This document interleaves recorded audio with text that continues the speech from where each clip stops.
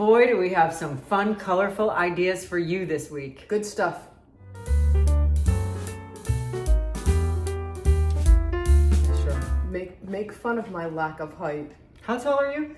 Not enough. 5'4" on a good day. 5'4" on a good day. I'm 5'7" and I got some, I don't know, 1 inch of shoes on. So we had a big, huge shoes like down here. So Barb is basically standing on a couple of phone books down there. Yeah, anything to make me appear taller so that we at least look reasonably comparable on camera. Yeah, except for I still look bigger than you. That has to do with, see if I back up, look at how much smaller I look. And I look like a giant. Right. Well, anyway, these are the things that we think about when we're looking at ourselves on the camera. Yes, but instead we're going to talk about bright colors. Look how cool that is. It's colorful, it's graphic and bright. And yeah, thank you. Yeah, you're welcome. So it's Posca on the plate time. Yes, it is. Let's go show them how to do it. All right. I'm going to put color through the openings of the clipped leaf stencils, and I'm going to use a variety of colors. And since it's May as we film this, I wanted to use some bright summer-like feel colors. Now let's talk about the brayer. So this is clipped leaves, and the openings on it are not enormous. This is a 2-inch speedball brayer, and this is an 1.5 inch speedball brayer. I could use either one of these, but I think I'm going to get a little bit more control with the 1.5 inch, so that's the one I'm going to use. And I'm using 4 colors of Amsterdam acrylic paint. So this is permanent red violet light, this is turquoise green, this is vermilion, and then this one is azo yellow deep. I'm just going to apply these randomly because Elizabeth is going to come back and she's going to do doodling in all the void spaces, but first we got to get the paint through. So I'm not going to do this in any particular order. I'm just going to grab color and start squishing it out. I'm going to put a little bit here and a little bit there, and there isn't any particular rhyme or reason or pattern. I just want to get this brayered out. All right, so that's not going to be enough paint. Let's see what we can do here. Obviously, I want there to be enough paint so that when we take this stencil off, we've got color filled in there, but it needs to be solid. I want the triangles, the leaves, to actually show. Now, nothing says I have to fill a triangle with only one color. So now I'm going to bring in some of the vermilion, and I want to use less of that. So let's just see what happens. And I'm going to play, and however this goes, it goes. And off to the side, I'm just brayering the yellow off onto a piece of paper towel. And let's just drag a little bit over here. And however this goes is fine with me. I don't want to, this is not something you want to lose a lot of sleep over. Just play and have a good time. All right, so now let's come back with the permanent red violet light. This is a color I like, along with the turquoise, so this is the one I'm going to use a little bit more of. These colors make me smile. They're bright, happy, summery colors. Now, even though I'm going over the top, I might be filling in some empty spots, so that's fine too, and that's probably too much paint. So let's brayer some of that off. I want to leave room for the turquoise. And again, I might see some of this through because if I don't have a really solid layer on there, that's a way I will see some color through there. All right, take off a little bit of that. And now let's come back with, you know what, let's spread this like that a little bit.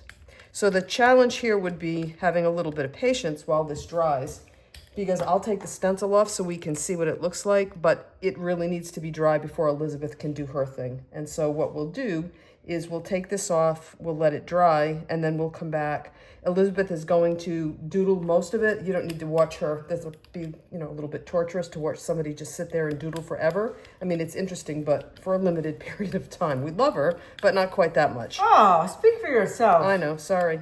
Love you, a little bit. But we'll let most of this dry. We'll let her do most of her doodling, and then we'll come back and she can show you kind of the rest of that process. And doodling is very personalized. I find that my hands move differently than other people's, and so how I draw a circle or how Elizabeth draws a circle is not going to be how you draw one. So just keep in mind to give yourself some grace and not expect it to be exactly like what you see. We're just looking for kind of the overall effect. Let's come back with, with a little bit of orange and just fill that in. Maybe a little bit there. A little bit here. Now I could, if I over blend this, I might get some mud because the turquoise is in fact still wet, But if I don't overblend it, it should be okay. And even if it's a little bit muddy, I won't tell anybody if you don't. All right, so that looks like I've got reasonably good coverage everywhere. The triangles are, oops, you're right. That's why she's the mistress. She's the one who says, fix it.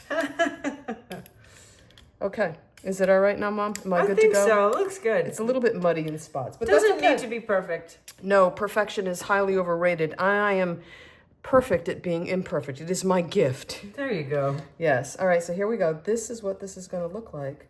Ooh, that's fun. Multicolor. Now, obviously, my God, I love that. It's like confetti. I know. We're going to see what's on the back. So this is what you're going to see once we get through. But even still, it's fun. I got lots of different colors going on there. So now we wait for paint to dry. So we let Barb's fun triangles dry, and while they were drying, I was like, wow, if you put it upside down, because technically when the stencil is like this, it's leaves copied from Gustav Klimt artwork, but when I put it like this to start coloring on it, I said, oh my God, it's circus flags. Yeah, this pennants, just like that. Yeah, the pennants, the circus flags, and I was like, it's so fun. And I think it's all the color in it. You know, if you had done it green, I would have thought of Klimt's leaves. But when you change the color and you flip it upside down, all of a sudden it becomes something else. So I thought it was really cute as circus pennants and all the bright colors that Barb used. So we let that dry, and then I doodled on it. I added the circles and the lines with a black Posca pen. I'm going to show you how I did that. It is the PC3M. This is a nice tip because it's fine, but it's not so fine that it doesn't want to write on the plate. And so I just did like stripes and circles. And the reason why I went with black, because I'm sure somebody's going to ask me that, right, is that this is so colorful that I wanted to make this mark making very neutral, because I didn't want to start putting more color in there that would compete with the little circus flags. So I decided to go with black because to me, black and white is neutral. You'll always see me, Barb, in public with crazy pattern clothing and then black and white striped shirt, because to me, black and white is the neutral component that goes with any pattern. In your wild wardrobe? In my wild wardrobe. So this is an example. I would wear this. I would wear all these multicolors with a black and white striped top. So note to self for Christmas next year: find her bright colors. I got black and white. I got a lot of black and white. Yeah. So, and one of my favorite combos with black and white is hot pink. Like if I wear a black and white skirt, I wear that color tights. You can be all the Art Deco movement you want. All of it. So you'll see this pen is writing and gliding really nicely on the gel plate. You know, it's real easy to do this doodling. And I think we've talked about this many times, Barb and I, but there's something that's just nice about the process of this, the mark making, the doodling, and the time that it takes to do it. You know, don't rush through it. Enjoy the process, because it's like the adult coloring books or like anything. You should enjoy the process. Sometimes it's more about the process than the product. So the ultimate product is not as important as the time spent enjoying it. So I really like this particular tip for the gel plate. So again, that's the PC3M. That's my personal preference, but it made nice thin lines and dots, and they were nice and solid. I did come back and reinforce a couple of them where they might have been a little thin. Like for this one, for example, is a little thin, so I went over it a second time. Of course, you could do, I did zigzag stripes and dots. You could do anything that you want in there. And also I need to tell you that the Posca pens will stain the plate. They do not affect at all, zero, the effectiveness of the plate. Efficacy, that's a good word. There you go. Yes, they do not. But if it bothers you, you take a little bit of baby oil and a soft cloth and you rub it, and that will take out the stains, and it will also condition the surface of your gel plate. So it's a good thing to use the baby oil, and you'll get all the Posca off. Okay, so now it's time to pull this print. And this is our 9x12 JOGGLES Paper Paintings gel plate. So we also have the 9x12 Yasutomo Sketch Rice paper. That's my favorite paper to work with. And we're gonna put that, the smooth side is gonna go down into the print. And even when the paper is out of the pad, you can tell the back of it is rough and the front of it is smooth. There's nothing that says you can't print on the back. You just get better print on the smooth side. The gel plate really likes to grab onto the smooth side. So I'm using a 6-inch Speedball Deluxe brayer. That's gonna allow me to rub around less to get the paint spread, so less likely of moving any of this. And I am using the Amsterdam silver. Just silver. It's just in 100 different languages. So I always look at the one in the middle. I'm like, I don't know what a plata is, but somebody does. Okay, so I'll put a little bit of this in a few places. I mean, I think the paint is totally dry and the Posca is dry, but I still try to be gentle when I put the paint layer over the top of it so as not to move anything around. So a very light touch with the brayer, just enough to spread the paint. You don't have to get into really rubbing it. You just want to get enough paint on there. A good layer, even layer, light touch, big brayer. Okay. And I think that's good. Does that look good coverage-wise? Looks good to me. Okay. Something that we talk about often when we're doing a pickup print is you don't want a super heavy layer of paint. You want to be able to see through that Yes. And actually, speaking of see-through, this is, the box is half full, so that means it's halfway between translucent and opaque. So I'm going to take the smooth side and put that down into the plate, and then I'm going to be using my Speedball 4-inch Red Baron. I like this because I get pressure out to the corners and out to the edges. I think that we all tend to rub just in the middle when we use our hands, and this way I can go overlap the edges. And then we wait, and this takes a little bit of patience, so we're gonna pause the camera, because if you pull it too soon, you're not gonna get it all to pick up. So go take your dog for a walk, check your email, make a cup of tea, and then come back. Yeah, sure. Okay, so we've waited very patiently. How long would you say? We waited longer than we needed to. Yeah, and speak for yourself. There was no patience on my side.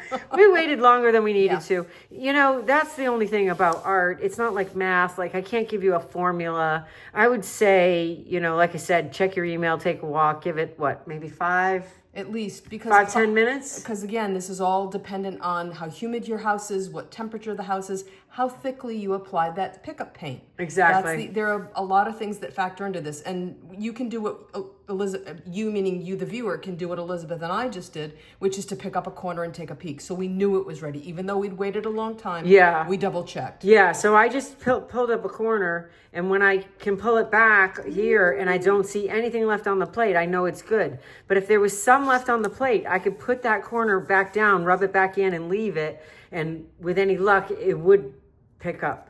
But it's ready to go. So here we go.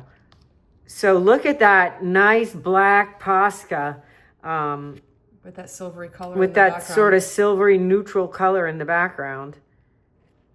And it's interesting, we did get multicolors in there because, you know, I made an effort to try to blend the color in the leaves/triangles. Oh, that Look at that. And it's pulling everything off. It didn't even leave any Posca stain. No, it didn't. That's amazing, because normally there's Posca stain. So look at that, though. Look at that. That's so fun. So that background color is... it's the silver, so it's very subtly different from white. And I don't know if you can see it on the camera, but you can sort of see the line of it here. It's not white, but it's quite light. And I think that it was important that we pull this with a neutral with all the color that was going on in there. So what do you think, Barb? I think I'm going to take this home, and this would be a great... I would hate to tear it, but I'm going to use it on a journal background page. I could use it on an ATC. This is 9x12 piece of paper. I have a lot of real estate here to work with, and it is so gorgeous that it's mine. I'm not giving it back to you. Wow. Yep, I'm a thief. And you can have leaves or you can have banners. I mean, however you arrange it, it's going to look great. And it was a lot of fun to make. It really was. I mean, I got to play with the colors in the leaves. You got to do all the doodling, and it was a Barbie and Elizabeth masterpiece. There you go. So we'll see you back here next week. Bye.